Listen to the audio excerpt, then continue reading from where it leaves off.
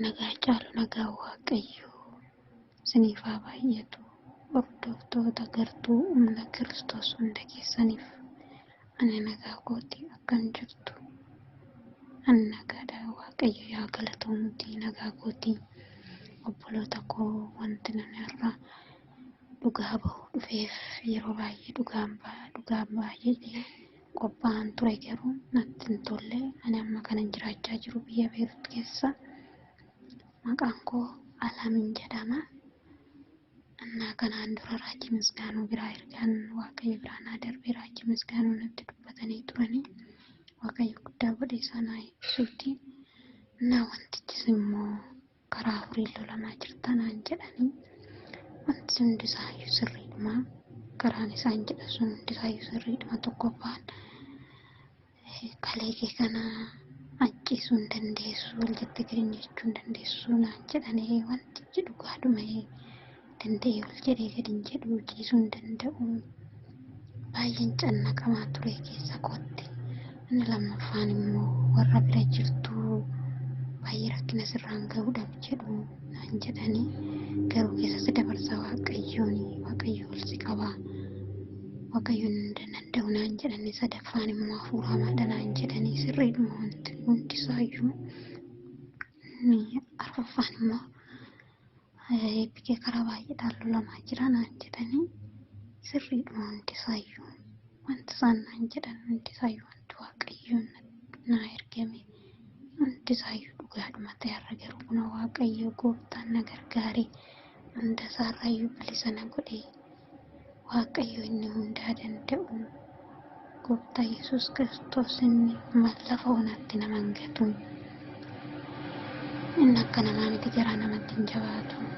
Waaqayyoon garaa qulqulluudhaan kadhannaa Waaqayyo irraa yoomiyyuu deebiin argatta. Inni lafa onaatti nama hin gatu.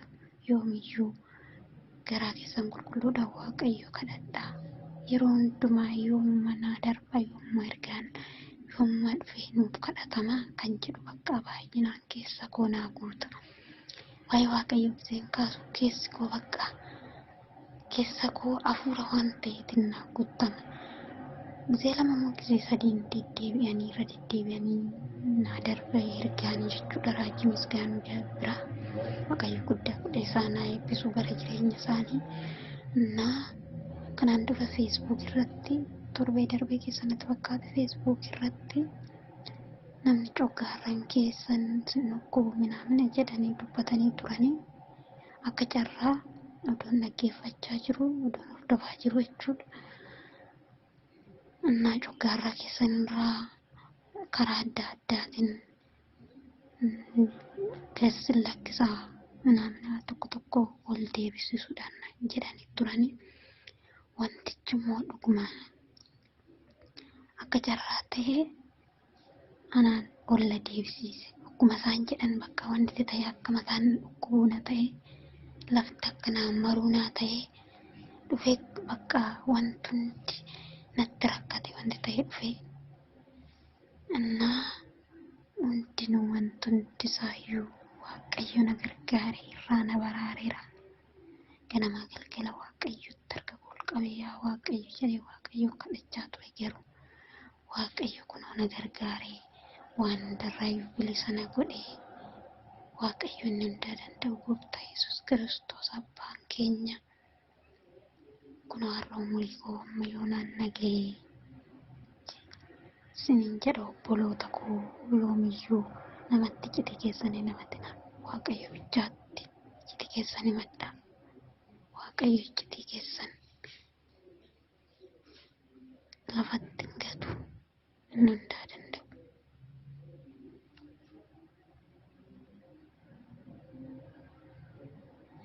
Akkasiin jedha obboloota koo yoomiyyuu taanan Waaqayyotti harka keessan ol qabaa kadhadhaa. Waaqayyo biraa deebiin argattu. Inni lafa onaatti nu hin gatu obboloota koo ni waa'ee Waaqayyo dubbadheeffitu yoomiyyuu oolmaa Waaqayyo dubbatameen dhuma bara baraan inni haa eebbifamu Waaqayyo Gooftaa Yesuus Kiristoos hunda danda'u.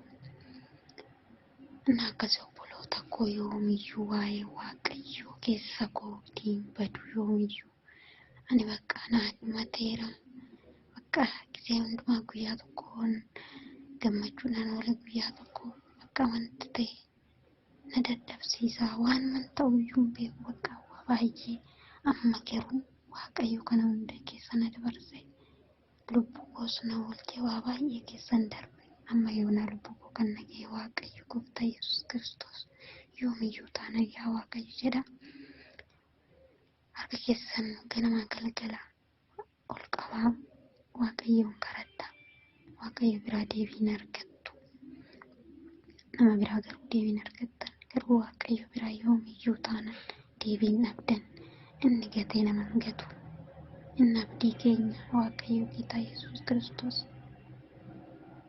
inni akkas isiniin jedha obboloota koo Waaqayyotti jabaadhaa Waaqayyo beekadha inni hunda danda'aadha isiniin jechuu barbaadeni naakisee baay'ee dhugaanan ba'aa jedhee tan yaadaa ture har'a garuu Waaqayyo na gargaare kunoo akkas ture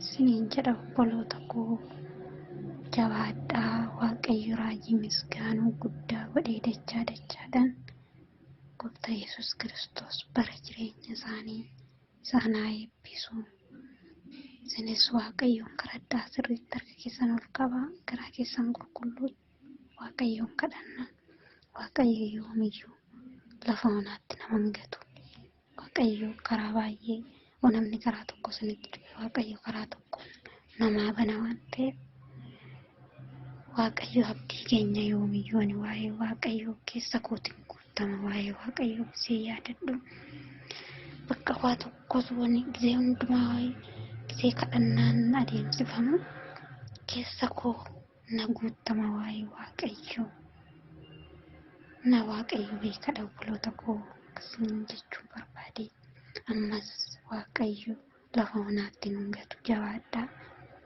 Waaqayyo si faana haa ta'u eebbifamaa naa galatooma raajii misgaanuu Waaqayyo guddaa godhe isaan haa eebbisu eebbifamaa isiniin jedha fayyaanaa ta'a hundi keessanuu guddaa galatoomaa raajii misgaanuu Waaqayyo isin haa eebbisu bara jireenya keessanii eebbifamaa isiniin jedha fayyaanaa ta'a nagaa caalu nagaa Waaqayyo isiniif haa baay'atu hordoftoota gartuu humna Kiristoos hunda keessaniif